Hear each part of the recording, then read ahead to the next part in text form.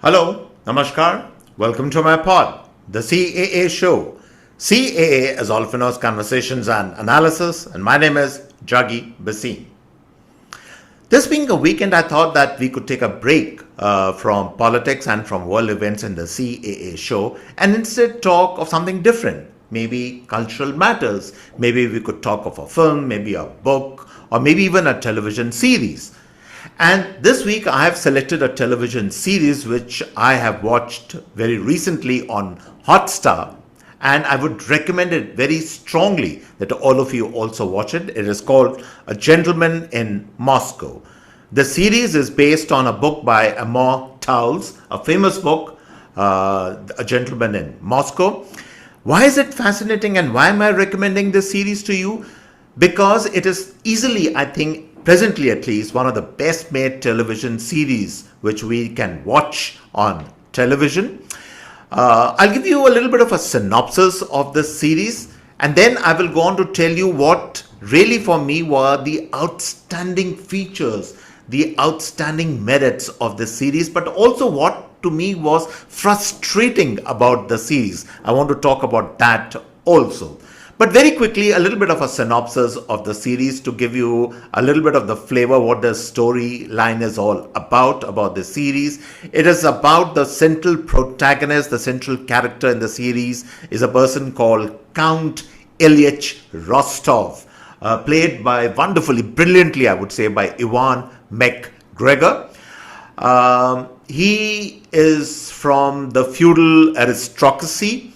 And this is a time of the Bolshevik Revolution, when the October Revolution had taken place in Russia and the Bolsheviks had taken over. He is, of course, arrested.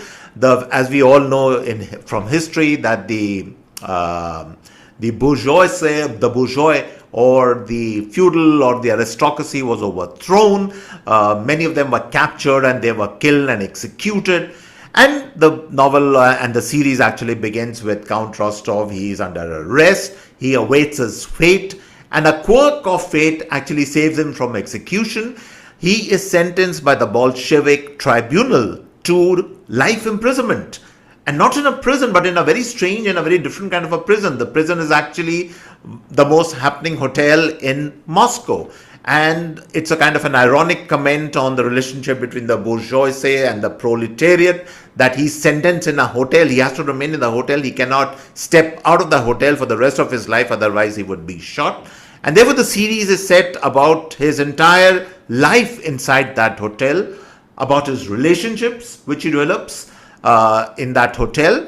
But it also is of a larger context where there's huge sociological changes happening on the outside, where all these changes are taking place. The old order is being thrown away, the new order is coming. It's a very brutal order. It's an order which is tyrannical, dictatorial. Stalin is, of course, in charge. And towards the end of the series, they show that Khrushchev has become the top man of Russia or the Soviet Union. It was as it was known at that point in time. So that's the setting, that's the basic storyline, and the relationship this man develops during this time, the relationship with the woman he loves, the relationship with a girl he develops a friendship with, and the daughter of that girl. It's quite a brilliant series in that sense. But I'm going to talk a little bit more about that. But before that, as always, the message which I would like to give to all of you, that is, please subscribe to the channel, the CAA Show. It's very simple, really. All you have to do is to press that red button on your screen. Subscription is, of course, completely free. Would also appreciate if you could like the show and you could share this video with your friends, your colleagues and your peers. So let's get started on this, a little bit of a new journey, I would say, where we on the weekends hopefully will talk of more lighter or more interesting matters, cultural matters. I'm going to start taking that up now in the CAA Show.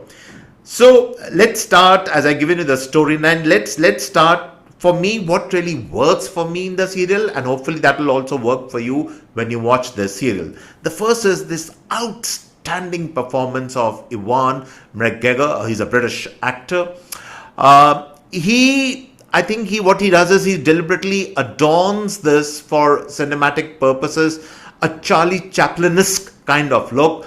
This hairstyle, the way he looks, There is a certain innocence about this feudal aristocrat who has fallen now on bad times, on hard times, but a man who, even during these hard times, maintains his dignity. He's banished to an attic room in the hotel, which freezes all the time.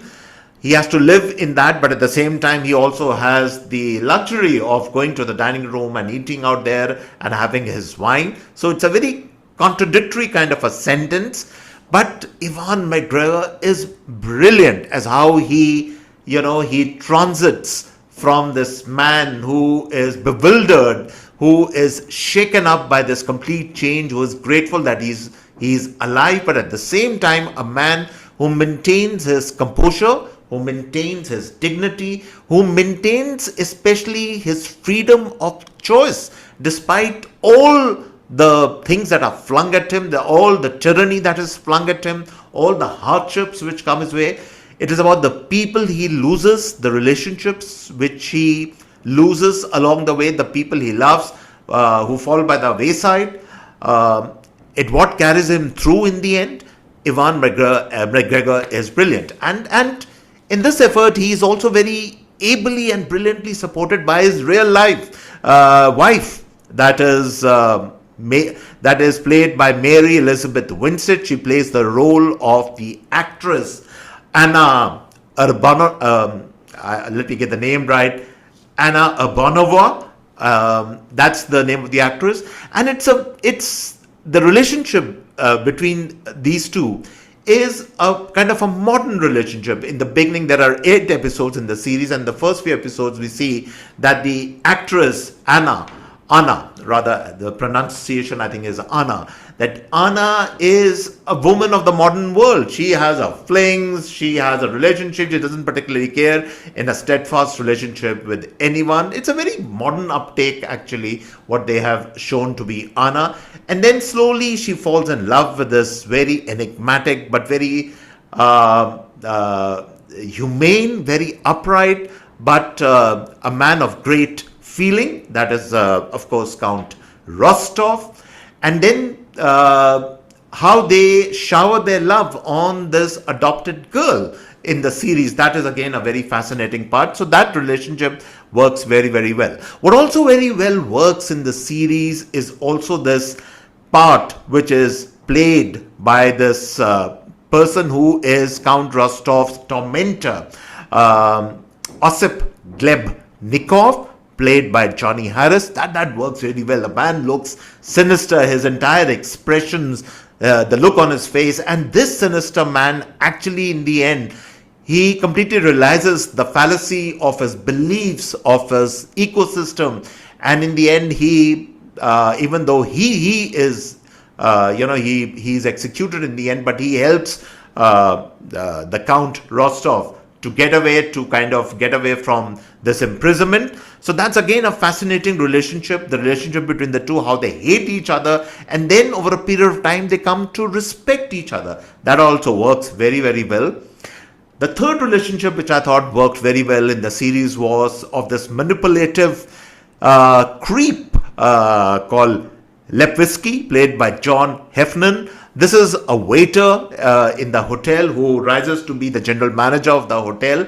He is, of course, he ingratiates himself with the top brass of the party officials of the Soviet Union who keep visiting that hotel. This is a hotel where all the top people in Moscow actually come, and this man ingratiates himself and therefore rises to the top. He is always looking to put down Count Rostov. The relationship between these two, that also works very, very well. But the thing which for me did not work in the series, and it ran so contrary to what is shown in the book, is the relationship of Count Rostov with his friend Mishka. Mishka, of course, has a very important relationship in the book, where something had happened during the childhood between both these friends. Mishka ends up saving Count Rostov's life, but again they have this very enigmatic relationship, and I'll tell you what for me did not work. Sorry. And that for me is a big problem in the series also. we are showing the Bolshevik Revolution, we are showing the Soviet Union, we are showing the Russia of those times and age, and everybody knows it was a tyrannical time. And the role of Mishka is played by a black actor, Feniti Balgun. I have nothing against with a black actor, or for that matter, a brown actor or any other skin tone actor playing a role. But the fact is, it is, for my mind, to my mind, a simple case of miscasting. The fact is, when these kind of agendas are carried out by streaming services, and in this case, the streaming service, I'm assuming they are following some kind of a that's a new diktat, by the way, which is a real thing which has come, that you now have to show black actors. They have to be represented in all films in Hollywood, in television series. But how can you show black actors during the time of the Soviet Union, during the time of the Bolshevik Revolution? Because what are we supposed to look at when we are looking at the screen? Are we supposed to forget that those people at that time were all white? They were not black at all. That's a simple case of miscasting. And I don't know what the series filmmakers are thinking about. This is what I call wokeness, which has gone to another level, and it destroys, to my mind, the narrative. Maybe this actor, that is Feniti Balgun, is a very, very good actor. I'm sure he is. But he would do well to fit in other kind of roles where he is, he is not miscast, but in this case he's completely miscast. And not only him, but in the series, what for me, as that's what I said, there's something about the series which frustrates me. There are small roles but significant roles in the series, like that of the bellhop or the waiters or even the chef in the hotel, the housekeeper, and they're played either by black people or brown people or Indian people. It's not possible. There were no such things which are happening during the time of the Bolshevik Revolution, because when you do this kind of what is called secular casting, I can understand maybe the logic which they have used. Let's have a secular casting, let's have a woke casting where we want people to get used to people of different skin colors and all that. But it takes away from the authenticity. It takes away from the real narrative, and you keep looking at these actors, and you, for a moment, when these actors come, then you try and, in your mind there is this embarrassment going on that this is not real. There is some fakery about the whole thing, and that is what actually, to my mind, is the only negative highlight of this particular series. But if we can ignore that and look at the series overall, the brilliance of the series in terms of the adaptation, the screenwriting, in terms of the direction, and especially in terms of the acting, Ewan McGregor's brilliant acting, then maybe you can forget these sore spots in the series which actually do not work, to my mind, at all. And therefore, just to conclude on this particular point, there is no need to falsify narrative. By falsifying narrative, you're actually doing a disservice to the struggles of the people of that time. You're doing a disservice to the writer. You're doing a disservice to the authenticity and the character of the film, of the television series which you're making. And unfortunately, this trend is gaining on more and more, where, now they are showing series of British monarchy, aristocracy, and blacks are appearing. Where did they come from? It's not possible. I would, this is just my point of view, that, you need to have the right kind of casting, the right kind of people. It's the same thing where, for instance, you are showing a black uprising or a black oriented film, and then you bring in, supposing, a white guy, and you kind of paint his face black or with polish or something, and you pass him on as a black actor. It's as stupid as that. And therefore, we should be avoiding these kind of things. But in a larger context, now let's talk of the elevating features, some more elevating features of this wonderful series.